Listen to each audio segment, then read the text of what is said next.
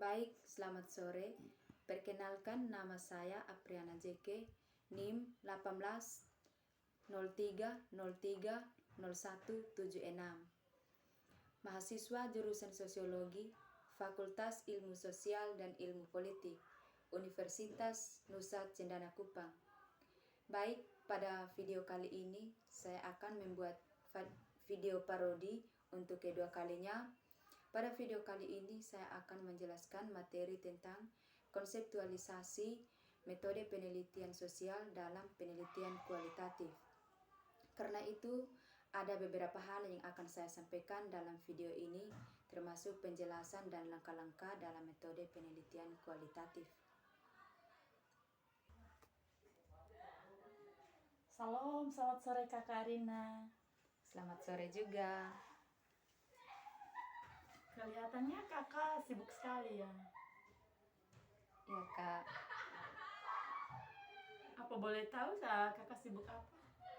Baik adik, saya sedang mereview mata kuliah metode penelitian kualitatif, di mana yang saya review dalam minggu ini yaitu konseptualisasi penelitian kualitatif. Itu materi yang saya review dalam minggu ini. Jadi sekarang saya sedang mereview materi tersebut. Oke baik, Kakak, saya ingin mengetahui tentang materi yang Kakak review untuk menambah pengetahuan saya. Oke baik adik, saya jelaskan sesuai dengan apa yang saya review dalam minggu ini tentang konseptualisasi penelitian kualitatif, di mana pada bidang penelitian kualitatif kita telah mulai menerapkan ide-ide ini untuk menemukan minat penelitian yang dapat dieksploitasi melalui penyelidikan metode penelitian kualitatif. Selanjutnya kepada subjektivitas, yaitu yang subjektivitas itu harus subjektivitas yang telah dibahas dalam berbagai cara dalam penelitian kualitatif yang mencerminkan perspektif, interpretif, kritis, dan dokumentasi.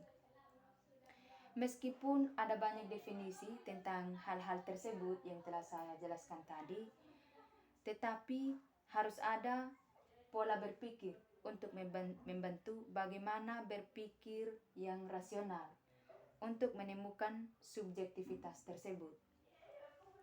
Jadi sebagaimana manusia harus menepati berbagai posisi subjek. Ketika Kakak jelaskan, saya penasaran sekali. Saya masih ingin mengetahui lebih dalam tentang konseptualisasi penelitian kualitatif. Oke, baik Kak. Saya menjelaskan lebih lanjut lagi. Dalam konseptualisasi itu ada banyak hal yang harus kita pelajari, yaitu misalnya seperti sebagai seorang pelajar, mungkin harus menepati posisi sebagai subjek atau sebagai pelajar. Bagaimana harus berperan masing-masing dengan posisi mereka masing-masing, yaitu posisi subjek. Mungkin ada cara di mana kita harus memahami artinya menjadi pelajar itu seperti apa, dan yang diharapkan untuk menyelaraskan atau menolak sebagian dari ekspektasi atau menolak hal tersebut. Kemudian yang berikut, ini akan disebut sebagai menegosiasikan posisi dalam wacana tentang apa artinya menjadi seorang subjek. Dan selanjutnya, konseptualisasi itu penelitian kualitatif, yaitu sangat penting untuk membahas asumsi. Sangat penting dalam membahas asumsi kalau kita memakai konseptualisasi. Dengan demikian, penelitian kualitatif cenderung transparan tentang nilai, keyakinan, dan asumsi yang mereka operasikan, dan bagaimana hal-hal seperti itu dapat berinteraksi atau dapat menalarkan pikiran mereka masing-masing sesuai dengan kedudukan objek.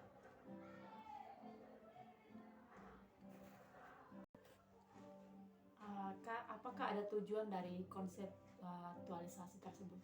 Iya Kak, tentu dalam konsep ini konsep kualitatif tersebut tentu memiliki tujuan, di mana tujuan tersebut yaitu dalam misalnya dapat digunakan lebih lanjut dalam pekerjaan, menambahkan beberapa banyak peserta dalam lokasi penelitian.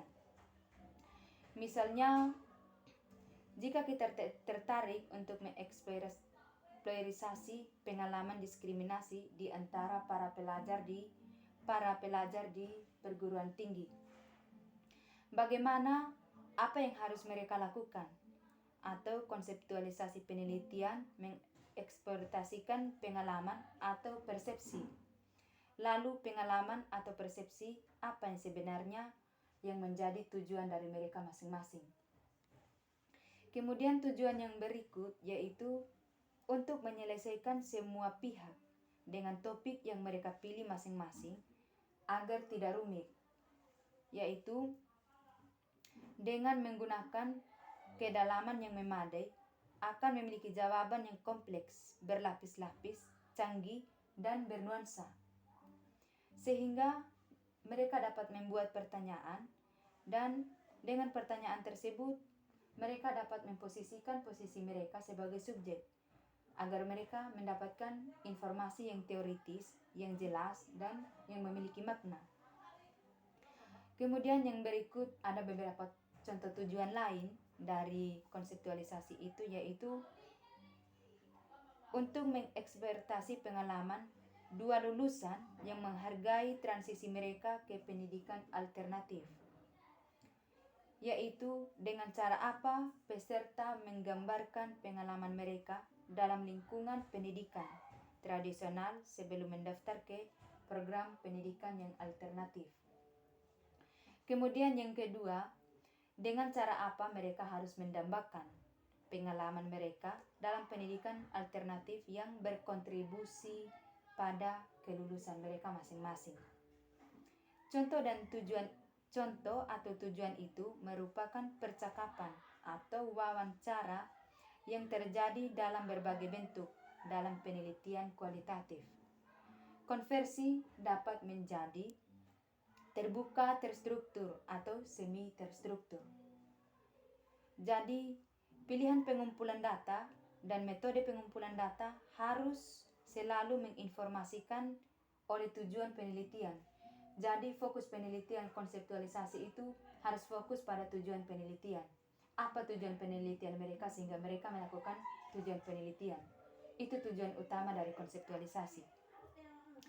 Jadi, konseptualisasi kualitatif itu adalah peserta dalam lingkungan yang dia amati dengan hadir di lingkungan atau pengamatan dapat dilakukan di tempat umum atau di lokasi penelitian tertentu seperti ruang kelas atau bahkan di lingkungan digital seperti forum online dan dunia maya. Kemudian dokumentasi dan materi yang diarsipkan biasanya dalam penelitian kualitatif ini mengumpulkan berbagai jenis